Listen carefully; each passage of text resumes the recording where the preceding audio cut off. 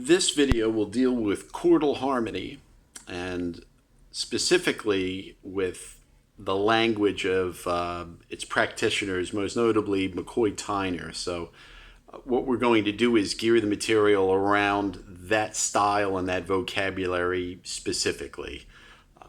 So what we're going to do is look at a basic E major sound with a sharp 11. So we're going to base all of this around E major with a sharp 11 sound, or a 13th, or whatever it is, right? Yeah, well, what we would call a Lydian sound. But we're going to specifically work with Quartal Harmony in the context of a more pentatonic style. And that's in the harmony itself too. So as we get started, we're going to look at three different triad types of Quartal Harmony, but we're really only going to focus on one, and that's two perfect fourths in succession. So if I did those on C sharp, it would be C sharp, F sharp, and B. Okay. The other types, and I guess I'll explain it here actually, F sharp, B, and E. So that's a perfect fourth and a perfect fourth. The second type is an augmented and a perfect fourth. And we know that sound from as like a 13th chord fragment or something. Okay, but that's a tritone or an augmented fourth and a perfect fourth. Not so much dealing with that today, only in one specific case. And the other type is a perfect fourth and an augmented fourth. So that's sort of a triad, F sharp, B, and F. We're not really going to deal with that too much, but those are the three basic types. They're going to come up, but not immediately. It's not going to be the focus of our inquiry.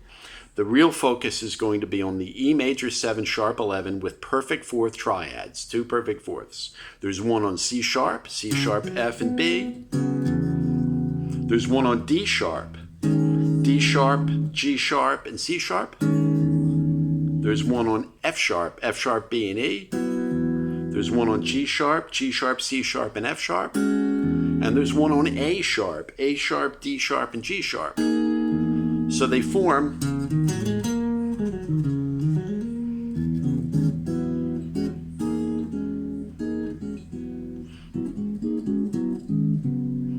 F sharp pentatonic scale, really, major.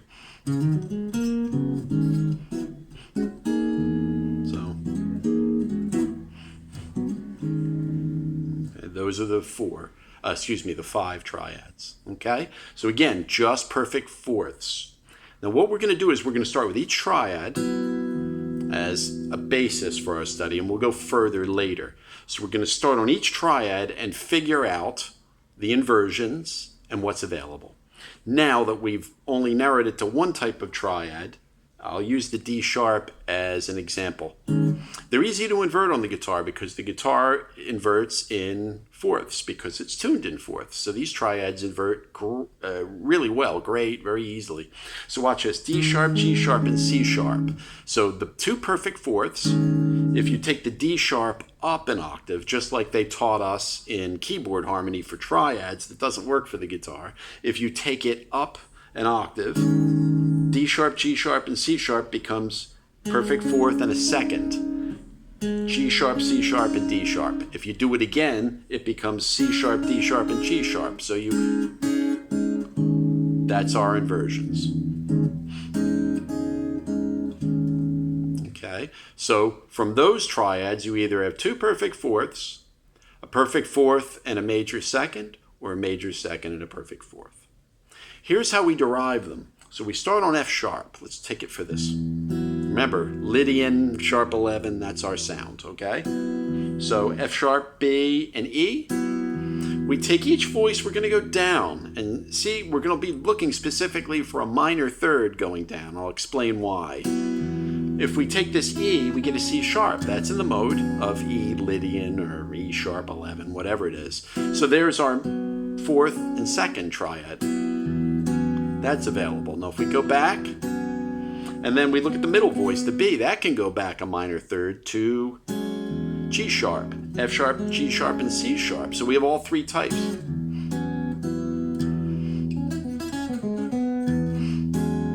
There we go. All right, so we have, they work. All right, now, and from each, I should say, try to find a pentatonic scale in the area, wherever you are at every station. So that's the first. We have all three there. Now, we're not done. We go forward. Now, if we go forward, F sharp, B, and E, we raise the E to F sharp. We have an F sharp, B, and F sharp. That's good. Okay, we want that. Wow, sounds very melodic. Now, we also can move the B up to C sharp. So our all fifths grips, fourths, and fifths work.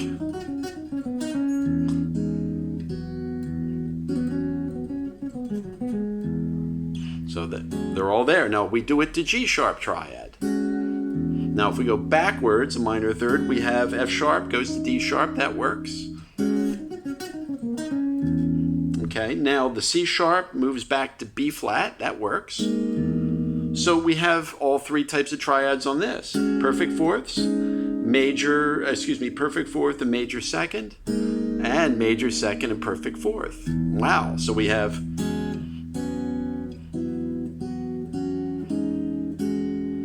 got them all here. Now if we go forward from this one, this F sharp can go to G sharp, same grip, and we have the C sharp goes to D sharp. Works.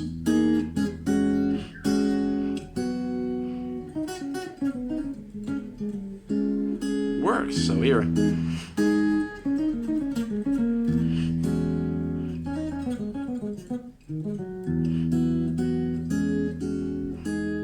We've got them there. Okay, now if we go up another one to A sharp, we can't go back a minor third. We have an F sharp, which gives us a minor triad. I'd encourage you to think about it more as a fourth with an added note rather than going that's a minor, There are minor triads in that, but for this kind of vocabulary, the Tyner fourths vocabulary, we're not really looking for those triads right now. So I'd encourage you to look at that as kind of a fourth and then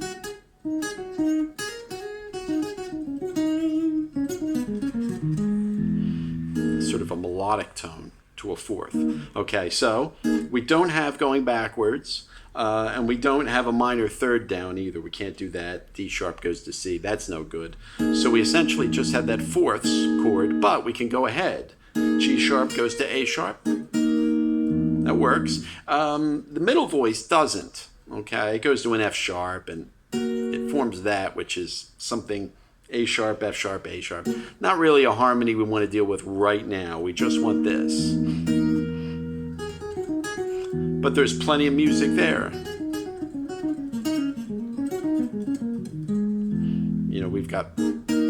We've got quite a bit just from three chords. All this. And we've got.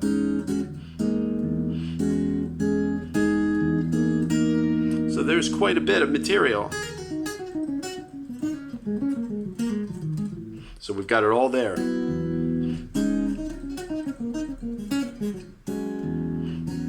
Okay, we're good. Now, move to C sharp.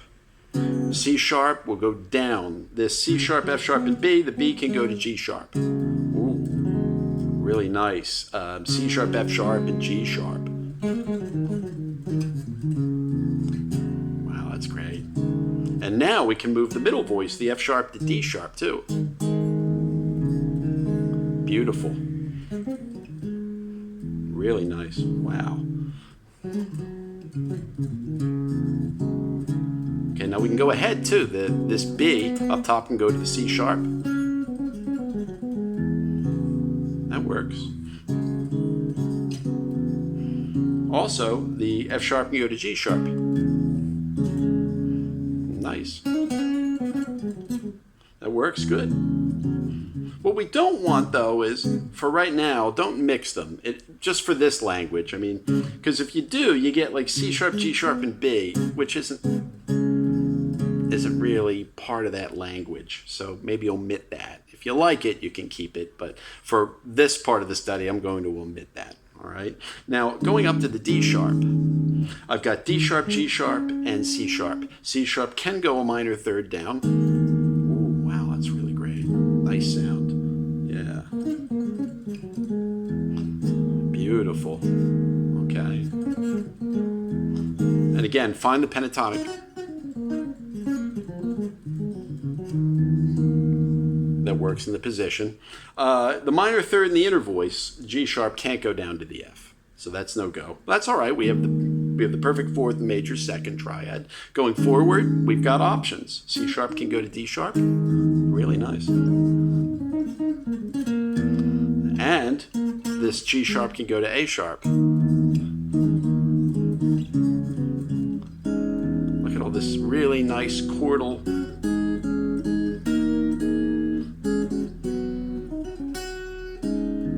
Beautiful. You hear how it all sounds like an E major with a sharp 11. All these beautiful sounds.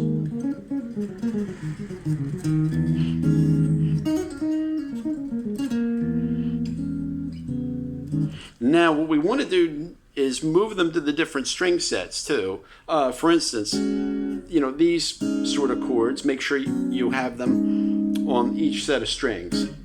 Same with these. So perfect fourth and major second. I got them on the A and the D string here. A, D, and G rather. I've got them here. Also, I got the second and the fourth here as well. And the perfect fourth. And all the fifths. So we've got them all.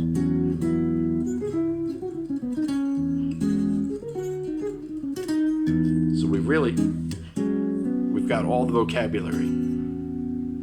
Okay, that's what we want. Also, I would encourage you to start to look at different ways to finger this particular chord, the fourths. And that is to switch the string family. I think a lot of times we think the only option here is across strings. Here's why. You can really get some smooth transitions if you take, for instance, this A sharp, D sharp, and G sharp, and instead of on 3 consecutive strings, do it on 2 and then 1, like that. A sharp, D sharp, and G sharp. It seems stretchy, but you can then alter without all this skewing around kind of sound. So it has a smoother sound. Also, we can now get back to the one triad, which is an augmented fourth and a perfect fourth on E. Now, again, I'm switching the family of the strings so I can get. So this is now okay, because if you mix it with the others, it sounds nice. It really kind of completes. And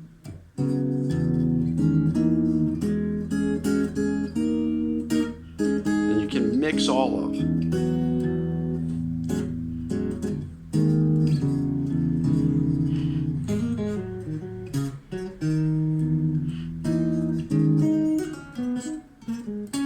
Sort of comp for yourself.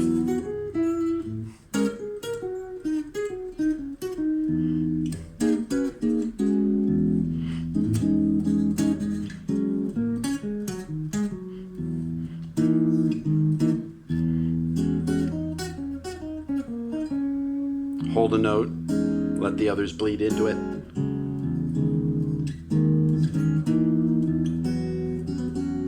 All the perfect fifths sound great.